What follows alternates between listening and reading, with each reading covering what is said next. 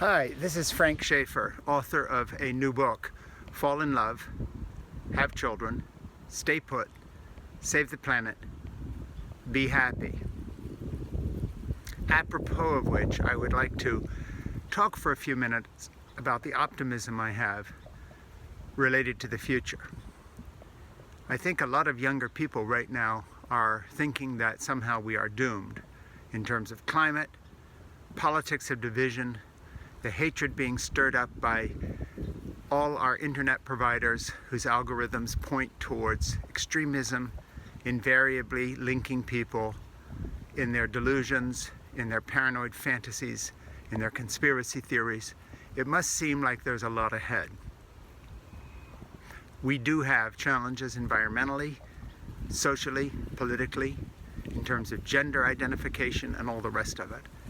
But this is not the end of the world. You see, the research I did for my book for the last 6 years has pointed out something to me very, very clearly. And that is, it's never been about the survival of the fittest. It's always been about the survival of the friendliest.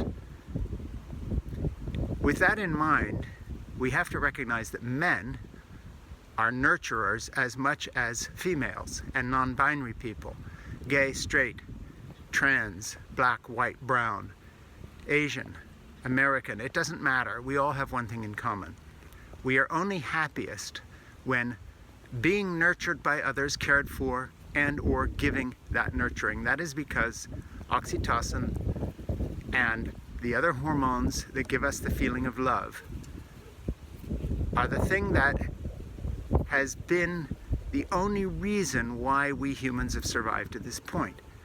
We haven't survived because of greed and striving. In fact, think about it for a minute. One of the stupidest words in the English language is career. A whole generation is becoming aware of that. They are quitting their quote-unquote careers and asking to stay home with their children, with their wives, with their husbands, with their lovers, or single people looking for meaning in the friendships they have, the connections, the community, rather than this so-called career. Now, I am not anti-job.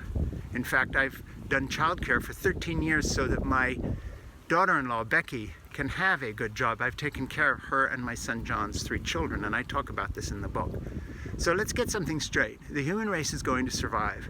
Our creativity, as it has in the past during plagues of the Black Death that killed 1/3 of the population of Europe, 2 world wars, the Cold War, and the rest of it, will find a way to come out. We are not going to go into a global ending conflict with China. China's run by sensible people. We may not like their policy, but they're not idiots, and nor are we. Joe Biden is doing a terrific job. He's not getting the credit for it, but his legislative agenda for infrastructure and for paid family leave, which is going to come next, is exactly what we need. Take a deep breath, everyone. Things are not going to be fine without our effort, and we have to step up, but we are going to step up. And young people understand that these jobs that we have don't define them. It's who we are inside. It's our connection with other people that define us. That's what my book is about. Please help me get the word out on this book and help be part of a movement that recalibrates the balance between family life and work, that recalibrates the balance between despair and hate and a future that actually we have the right to be optimistic about. Why? Because we're all still here. We're still here because, yes, there's rape, there's carnage, there's torture, there's war, there's murder, there's lies.